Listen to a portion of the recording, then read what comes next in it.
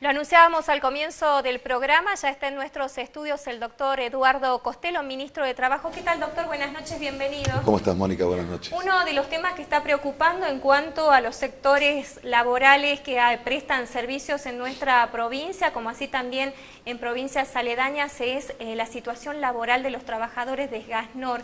¿Tiene algún tipo de injerencia el Ministerio de Trabajo de Salta en este sentido? A ver, Gasnor es una empresa que trabaja en 4 provincias del norte, o sea, la empresa prestadora de servicios del norte: Santiago del Estero, Tucumán, Salta y Jujuy.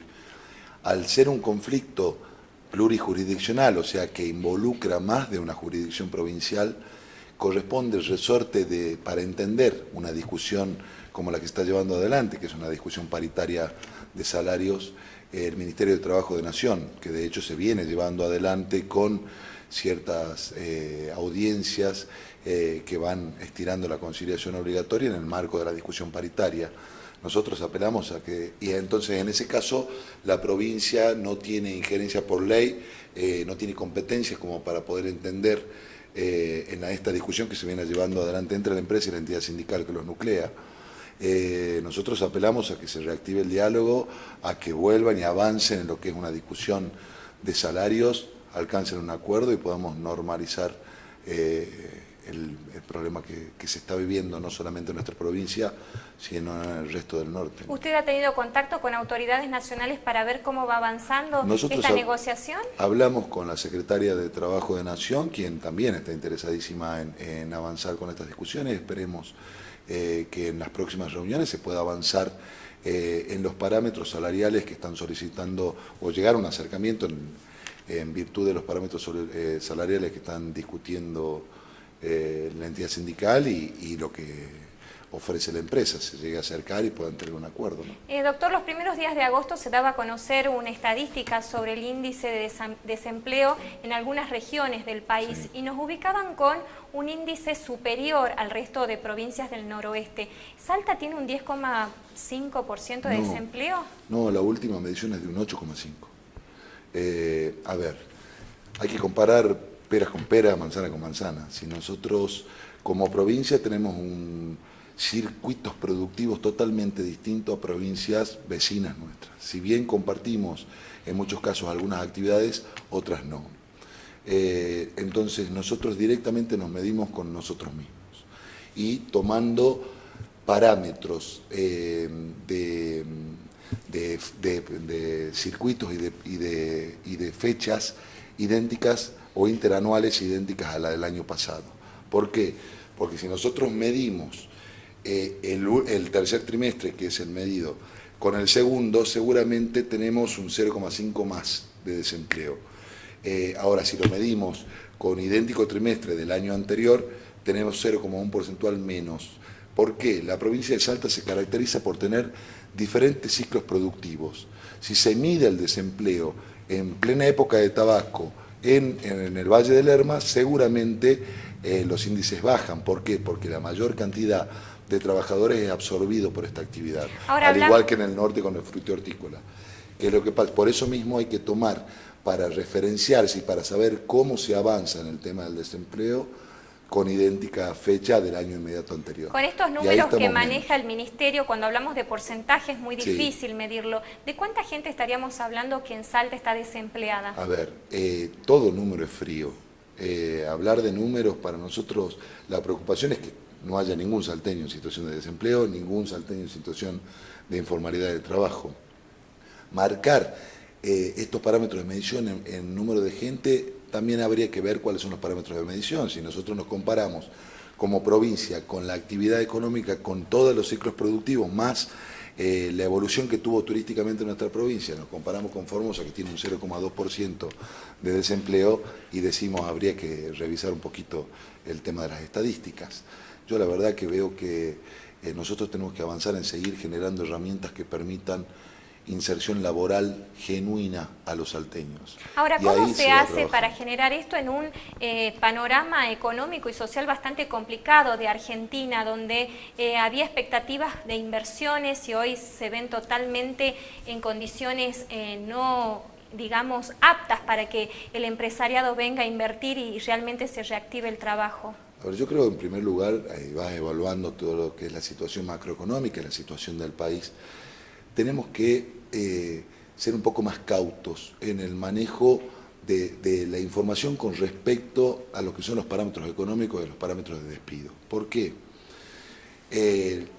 Nosotros efectivamente tenemos hoy un amesetamiento de la economía que implica parate económico por una serie de factores macroeconómicos, entre otras cosas, que hacen que la gente no gaste. Nosotros hemos estado evaluando hace 2 semanas con el Ministro de Trabajo de Nación cómo era la situación de cada jurisdicción provincial en lo que respecta a suspensiones y despidos.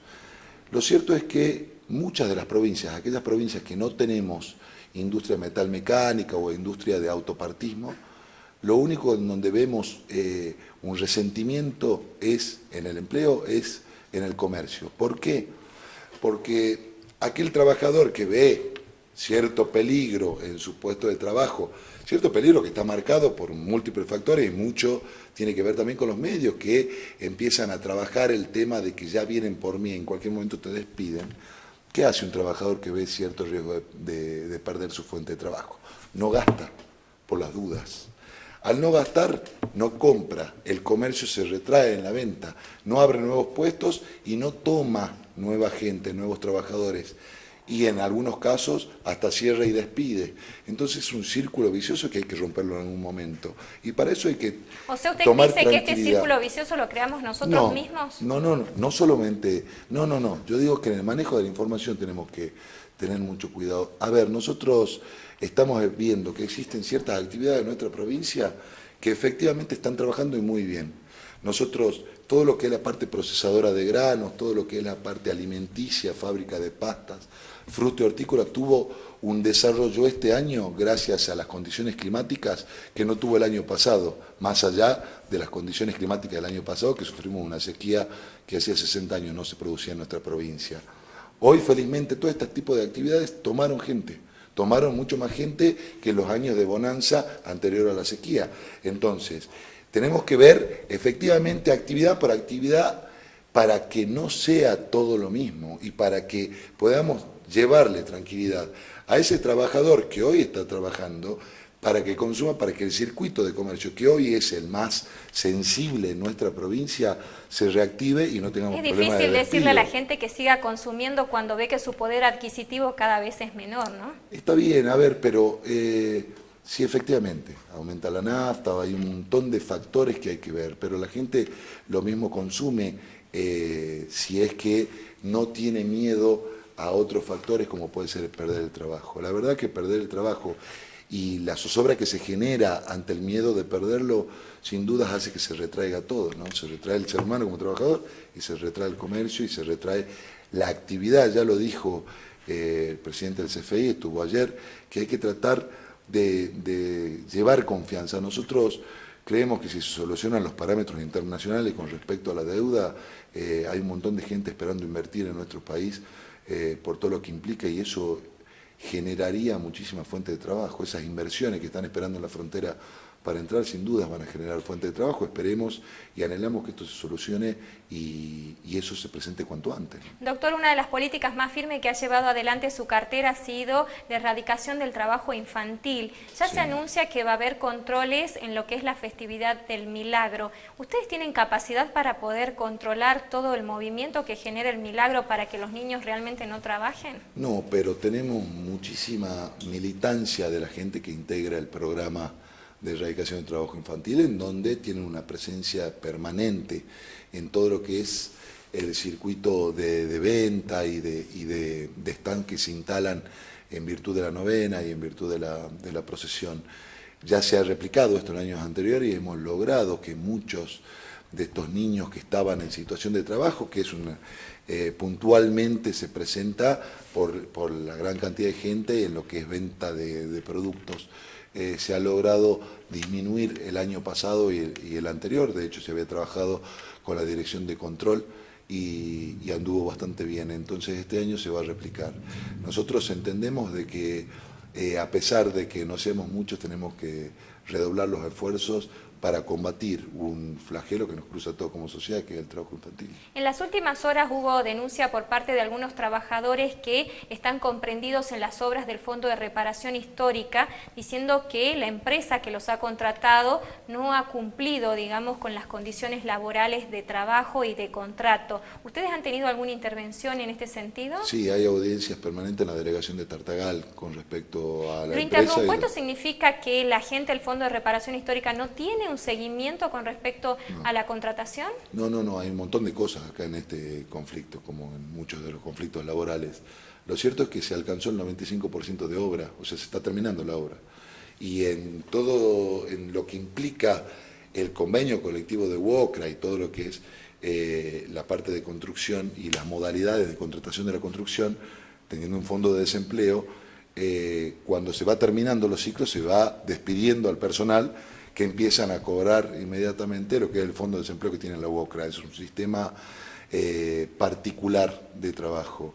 Entonces se ha alcanzado el 95% de obra y había muchos trabajadores que ya habían sido despedidos, entre otras cosas. Entonces se está discutiendo y negociando todos esos parámetros en la delegación, en una audiencia de conciliación en la delegación de Tartagal. Doctor, en las últimas horas a nivel nacional se ha fijado un nuevo monto del salario mínimo vital y móvil. Sí. Esto indudablemente modifica las economías, más que nada las de las cajas provinciales, porque ya estamos hablando que hay sectores que no quieren ir a paritarias como normalmente ocurre en octubre en nuestra provincia. ¿Ustedes han evaluado qué impacto puede tener esto, teniendo en cuenta que el sector docente, por ejemplo, también va a pedir un aumento de sueldo que va a ser superior a esto que se ha otorgado? A ver, el salario mínimo vital y móvil es un parámetro objetivo de medición de cualquier paritaria de salarios, entre otras cosas. Entonces, a partir de allí, seguramente va a ser una variable que se va a tener en cuenta al momento de las discusiones salariales. Más allá de que se ha discutido el salario mínimo vital en dos tramos, en donde se alcanza el 30% en el mes de enero, con 4.700 pesos como salario mínimo vital. A partir de allí ya tenemos un parámetro objetivo válido como para sentarse y discutir salarios, como lo venimos haciendo con el sector público en la provincia desde el mes de octubre, para tener una previsibilidad y cierta seriedad presupuestaria también para que la incorporación de ese incremento salarial esté reflejado también en la ley de presupuestos. Con lo que usted me dice, más allá del ritmo de la economía, usted es partidario de que la negociación se haga en octubre como se venía haciendo. A ver, se va a empezar en octubre, habrá que ver qué sucede y habrá que evaluar, que eso es la evaluación que se hace en toda discusión salarial. No la hacemos de una sola parte, se hace desde la parte empleadora y desde la parte sindical también, empezar a discutir cuáles son las variables de medición y a partir de ahí ver cuál es el incremento alcanzado y si corresponde o no cerrar un incremento este año, ¿no? El gobernador ha optado en su último cambio de gabinete por nombrar técnicos dentro de su estructura. Son muy pocos los políticos, podríamos nombrar como ministro político al contador Vivayuro, usted que viene militando hace mucho tiempo y tiene una actividad política de hace muchos años. Este momento político que se va a visorar por las elecciones del 2015, ¿va a cambiar lo que es el pedido de del sector gremial? ¿Va a haber mayor presión? ¿Usted estima que va a ser así? Y yo creo que, a ver, la presión gremial está siempre y todos los años, y de hecho es sano que se discuta, es sano que uno haya alcanzado una madurez en nuestro país, en nuestra provincia, en donde se pueda efectivamente discutir, en donde la gente efectivamente pueda reclamar y en donde se pueda llegar a acuerdos a partir de herramientas que son muy válidas, como es la negociación colectiva, como es la conciliación obligatoria, como es todas estas herramientas que utilizamos en donde sabemos que el diálogo es la única herramienta de solución de conflictos. Así que seguramente vamos a tener discusiones, seguramente habrá reuniones permanentes. Pero en épocas políticas convengamos que los gremios presionan más fuerte, porque pueden lograr otro beneficio. Sí, convengamos también que el gobernador Juan Manuel Urtubey llegó a la gobernación con un sector muy importante como es el docente, apoyándolo, que hoy no está tan conforme con la política que lleva el área educativa. No está conforme, tienen uno de los mejores incrementos salariales y tenemos una porción de la docencia que no está conforme. El resto de la docencia liderada ha por el aceptado... Partido Obrero, lo debemos decir. Sí, bueno, entonces a partir de allí nosotros ya tenemos un factor de por qué no está de acuerdo. Nosotros solo basta leer a Trotsky en la Revolución Permanente y sabemos que lo único que buscan es romper las instituciones creadas para crear en el futuro una nueva. Entonces, cualquier acuerdo va a ser roto, cualquier cuestión de avance y de conquista va a ser menos si no es lograda por ellos. Cuestión de que no se logra nunca, porque no es lo que se busca, no es una conquista, sino rompamos las instituciones. Entonces, a partir de allí estamos hablando de otra cosa. Desde su visión política, ¿usted cree que el Partido Obrero puede seguir creciendo como vino en los últimos tiempos? A ver, yo vi que fue una opción de castigo. Si vemos el caudal de votos del Partido Obrero, el caudal de votos está en la clase media alta de nuestra ciudad, en donde ha mostrado señas claras que no estaba de acuerdo con muchísimas políticas que se venían llevando desde otros sectores, y ha buscado como herramienta de castigo el voto del Partido Obrero. Veremos, o sea, yo sé muy bien que lo demuestra la historia, digamos, que la gente cuando va a decidir una elección para un cargo ejecutivo de quién quiere que lleve adelante y gobierne una provincia, hace una opción mucho más estudiada, ¿no? No es solamente para castigar, sino que estudia, la evalúa y la analiza. ¿Le gustaría tener un cargo electivo, ministro? No, en principio nosotros tenemos un año bastante movidito como para pensar en cargo electivo, esperemos terminar el año y veremos. Doctor Eduardo Costello, muchísimas gracias por su tiempo. Muchísimas gracias. Hacemos una pequeña pausa y ya volvemos.